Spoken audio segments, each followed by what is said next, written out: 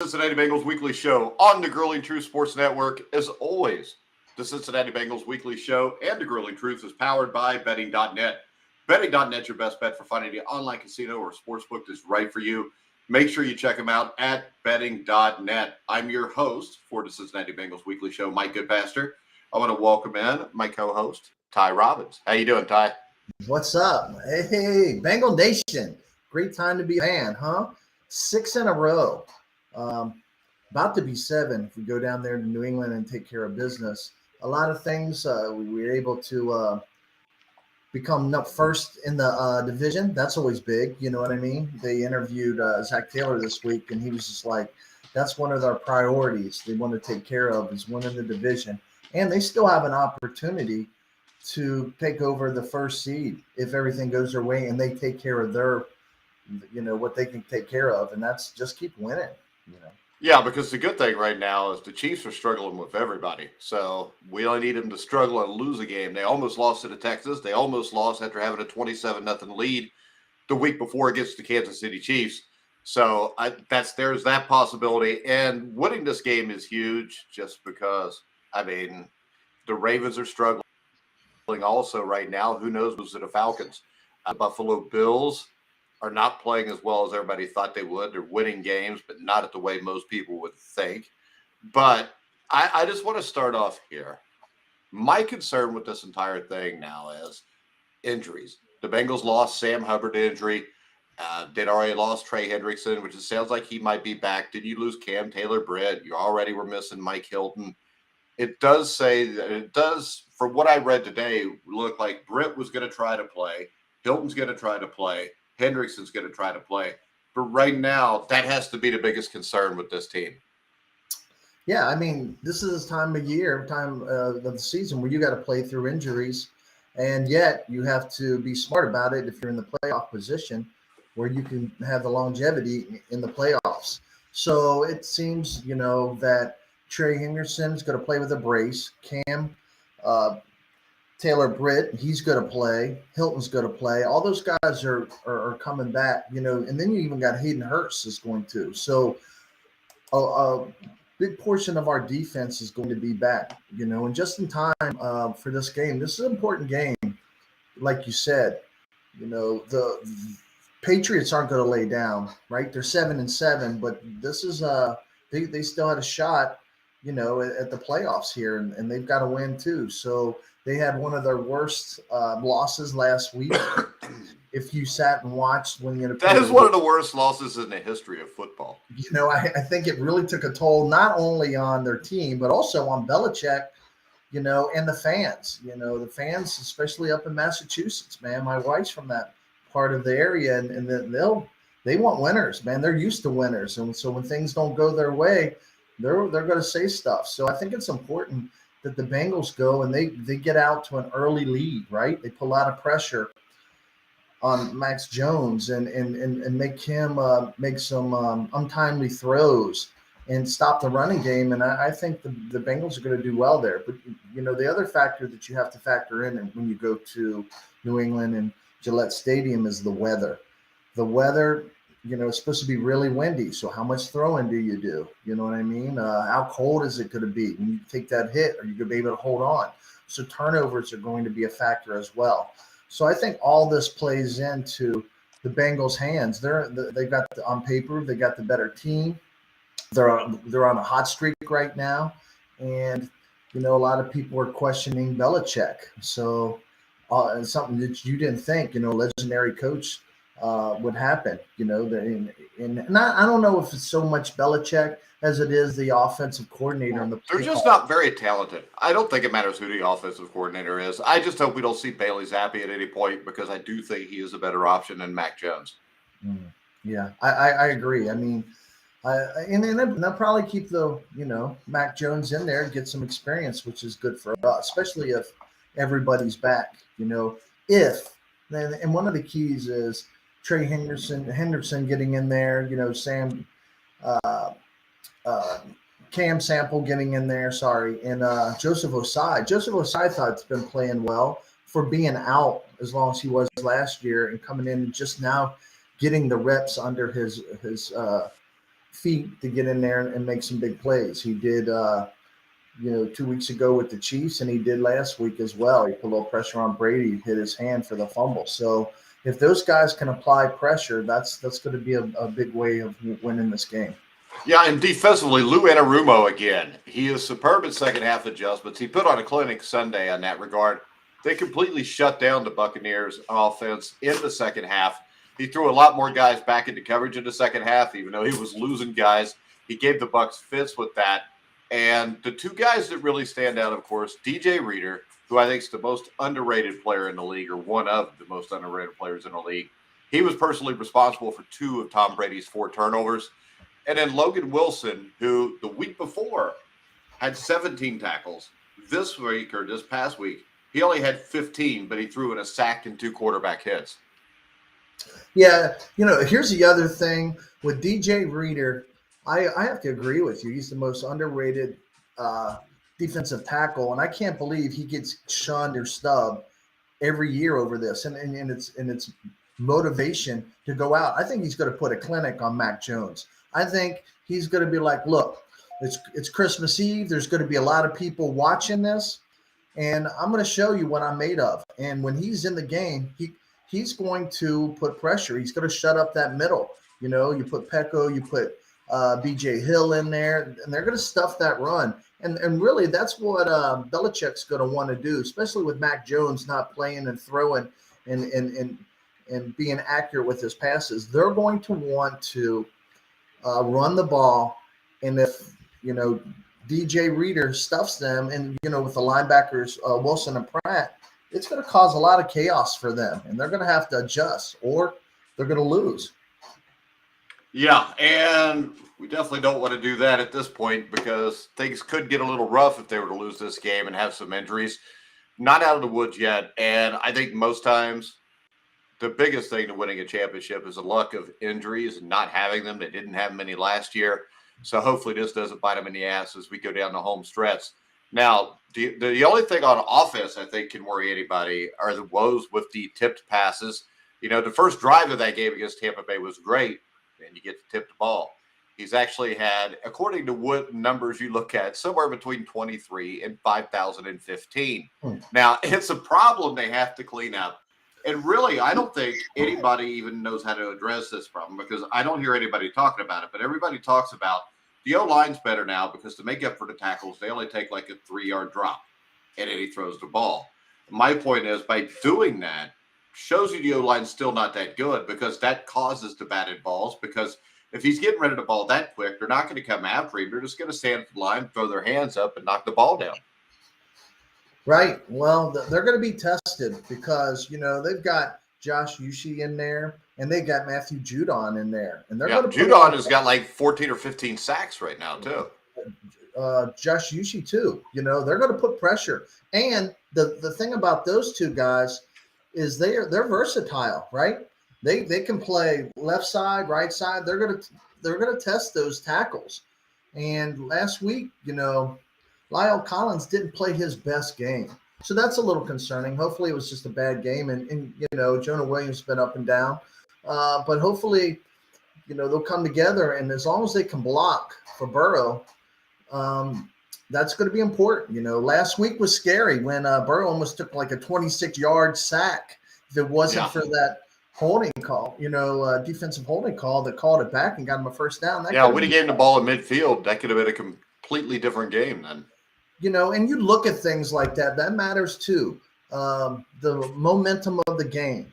Last week we started off great. I watched the beginning and those first 4 scripted plays. I was like, wow, these guys are going to destroy them. And then with one tip ball, it changed everything. I mean, they came out and they couldn't score to save their life. They couldn't get a first down to save their life. And so momentum plays a huge role.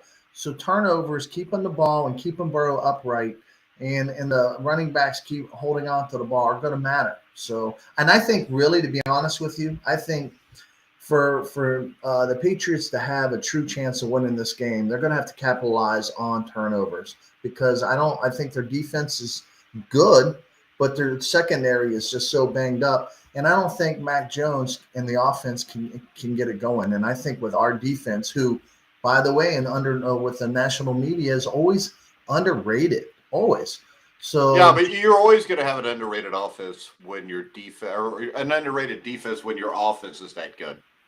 right, they just don't get credit for the run stoppings and everything else. And you know, I think they're going to go out and they're going to want to make a statement here, and they want to continue to win. They want that first seed if they can possibly get it. How nice would that be? To have the playoffs in the jungle. It would be nice. It'll also save you a lot of money, Ty. Yes, I wouldn't have to travel. I could just go down and interview and see everybody down there, and home field advantage. Last year when we first round we played the Raiders, that place was exciting. I mean, and every game this year, the one that comes to mind, especially besides the Chiefs game, was Miami at night. I mean, that place was electric. And so if you can have all the Bengal fans there, and I mean, that's going to matter. That's going to matter for noise. It's going to matter for motivation. So, and last week, for example, how many games do you watch where you're watching on television? I couldn't go down to Tampa, but I'm sitting there and I hear who dat, who dat, who dat. And Pittsburgh Steeler games. Well, do they really count, those guys? No, they don't count. But they're now 6-8 and have a shot to make the playoffs, an outside shot. Yeah, well, it'd be nice to get them in. They can come play us. Oh, I thought beautiful. Yeah, I wouldn't want that. There's too much history there, and it doesn't turn out well no matter what. Yeah, somebody. I'll tell you, another guy that stood out to me was Mitchell Wilcox, who caught a touchdown pass. I mean, at Eddie's hometown, I think it was, of Tampa Bay. But that was huge. That Wilcox over the last few weeks seems like he makes at least one play in every game that means something. And that goes back to me to how malleable this team is. If they need to run it the old AFC North style, they can. If they need to air it out against the Chiefs, say, done. They can do it. The defense is kind of an amoeba defense that can adapt to any offense. And, I mean, right now, I think a lot of people are sleeping on the Cincinnati Bengals. And I think that they're going to pay for it in the end, because if the Bengals are healthy, they're the best team in the NFL. I think what separates this team from teams in the past is your depth. Next man up mentality. In the past, you just didn't have that depth piece, right? I remember when the defensive line, they went down one after another, and they were pulling people off the street to come in, and it was just terrible, right? But everybody that they've got in to fill in, Tafule came in, right? And then this guy's playing incredible. When you talk about Wilcox, let's go back to Wilcox. In the beginning of the year, people were like, when we got Hayden Hurst, they were like, we need more tight ends. We need more tight ends.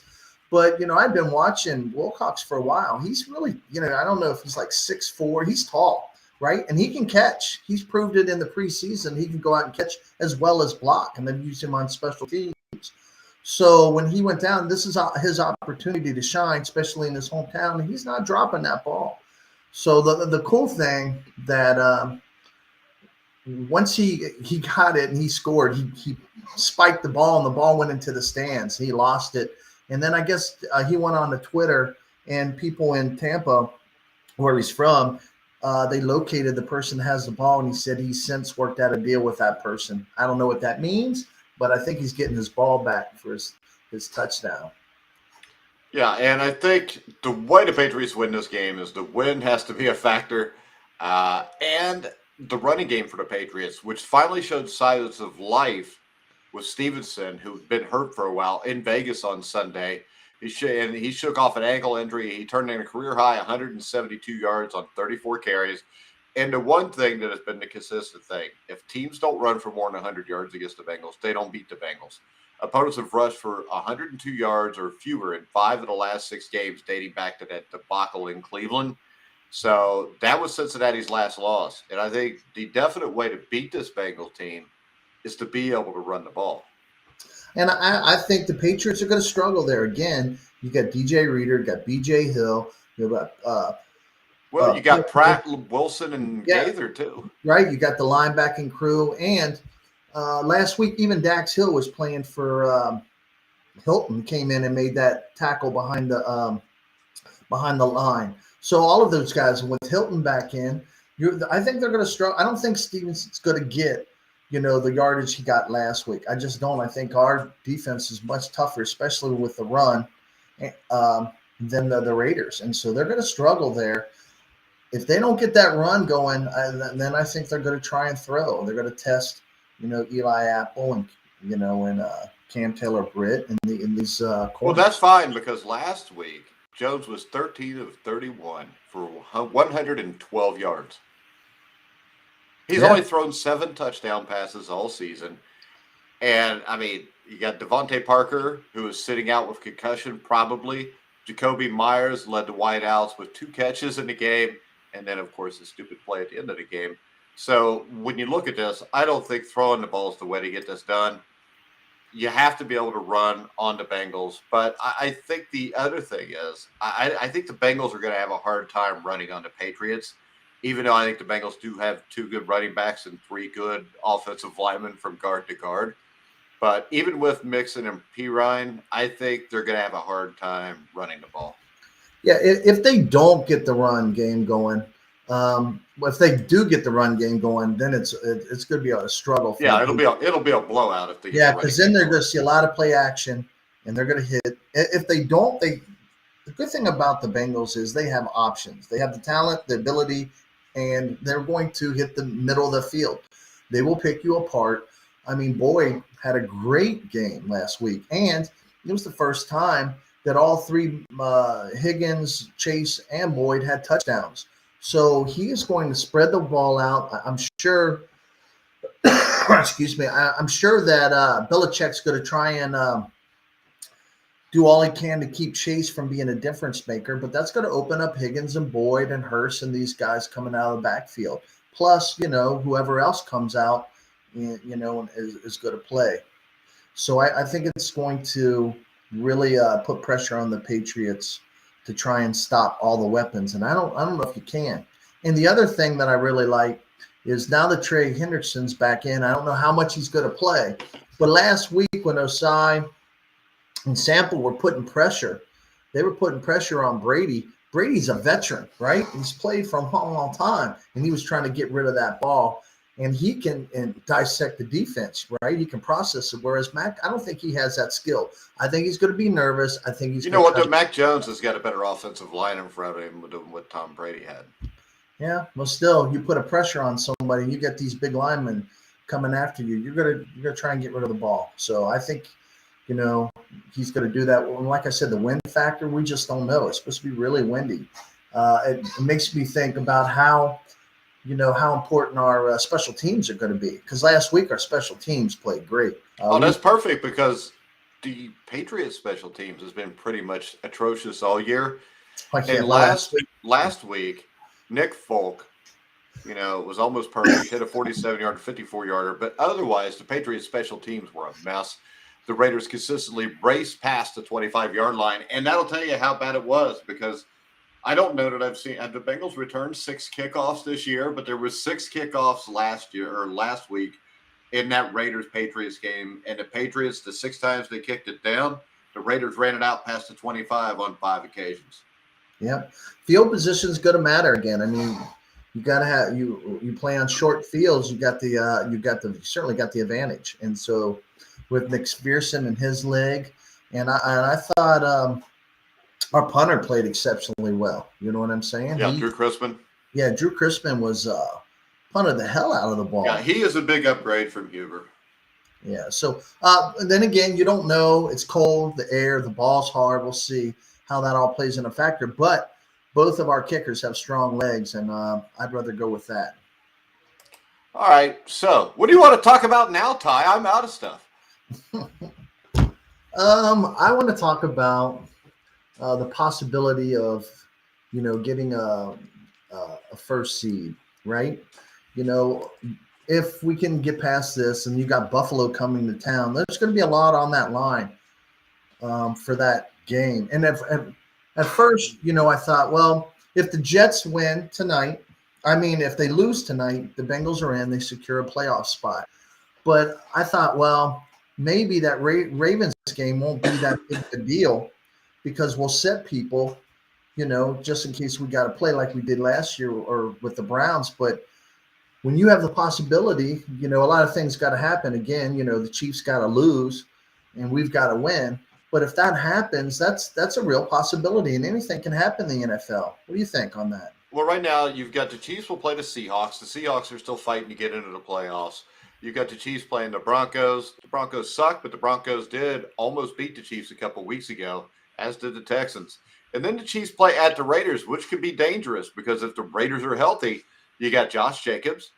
You got who am I thinking? Darren Waller. You've got Devontae Adams. If Hunter Renfro's healthy, I mean, that's a football team that can score some points, and the Chiefs' defense is not great. And it's also a team that can run the ball. The Chiefs' defense has a hard time stopping the run. So I think the Raiders are the best chance to beat the Chiefs. I think there is a slight chance that the Seahawks could do it because the Seahawks can score enough points to maybe win a shootout with them. The Broncos, I don't hold out much hope there, but not since it's in Kansas City. I would say this. I would say the way the Chiefs have played, I would say there's probably a 40% chance to lose a game. So I think there's better odds than not that they win the game. So the question I have is this. If the Bengals win their next two and the Chiefs win the next two and the Chiefs have to beat the Raiders and their Chiefs are playing the Raiders at 8 o'clock at night because one of those games is going to be moved. It might even be the Bengals and the Raiders. But there's Sylvester Stallone calling me again. I'm sorry, guys. But what we've got to, I mean, do you play your starters then in hopes if something happens? Because to me, the number one seed is that big of a deal. I mean, the number one seed in the AFC got knocked out right away last year. And I mean, sometimes taking a week off can be an issue. I would say the most important thing here is to go to the playoffs healthy. No, I agree. To have a week off, though, to rest your players, that would be helpful. But stop and think of the position we're in. Because as Bengals fans, we've never been in this position. It's always been, we got to hope this team wins, and then we get in. And then we got hopefully win that first round. Now it's different. Joe Burrow is a difference maker. Jamar Chase, T. Higgins, those guys are difference makers. And everybody in their all right, so Ty, let me stop you right here. Yeah. Because you're the one complaining because the Bengals defense gets no credit. But you bring up immediately Joe Burrow and Jamar Chase. I will make the case that right now this team wins because of the defense. Well, I agree, but I'm just saying those guys are going to put points on the board, right? They're going to get out to a fast start, which puts pressure on the opposite team. So it helps out the defense. But yeah, you're right. The defense usually is the one keeping us in the game, especially when Burrow and those guys are struggling or the offensive line is struggling. But I think we're in a position where all three phases, we're good in all three phases. And we haven't been in that position for a while. So I'm excited about, the future and where we are and just moving ahead. All right. So do the Bengals win this week? And how do they do it? I say they have to get off to a fast start. And they have to stop the Patriots run game. They have to. And if they stop that and they force pressure on Max Jones, I think they're Mac Jones. Max. You keep saying Max. Come on. Max Sorry. is a cooler name, though. Mac. Yeah, I know. Big Mac from Alabama, right? So I think they got to put pressure on Jones and keep him from, taking advantage of maybe the middle of the field or anything. But I think turnovers, if they can keep from having any turnovers or block passes, I think the Bengals win this. All right. I'm going to say Bengals 27, Patriots 17. I was going to say Bengals 24, Patriots 17. I don't care as long as we have one more than they do, Ty. That's the only thing that matters at the end of the day. Right. I agree. That's it. All right. Remember, you got a special here on The Grueling Truth. Sign up with stake.us and use our exclusive promo code, which is TGT Social in all capital letters, to secure your unique 5% rakeback bonus. And if you've never tried social casinos, I highly recommend it. Ty does it all the time. That's what he's going to do as soon as we get off of here. But any final parting words before we go, Ty? No, Bengals. Let's hope the Jaguars and Lawrence pulls it off tonight, and then it takes a little bit of added pressure off us. Well, I mean, that we got to focus on what we got to do, but it gets your foot in the door. So, and if you get bored, check out Ty's Take on Facebook, Ty apostrophe S Take, and I have all the latest Bengal news and Give your Twitter handle too, Ty. Ty_Ty's Take. You can see me at Twitter, and I promise to say Mac and not Max. All right, guys. He can prove in his article that he does know that it's Mac just because he's Right. I don't. It's after I went ahead and took all the X's off the end of the Mac. But, all right, guys, we're going to go ahead and wrap it up.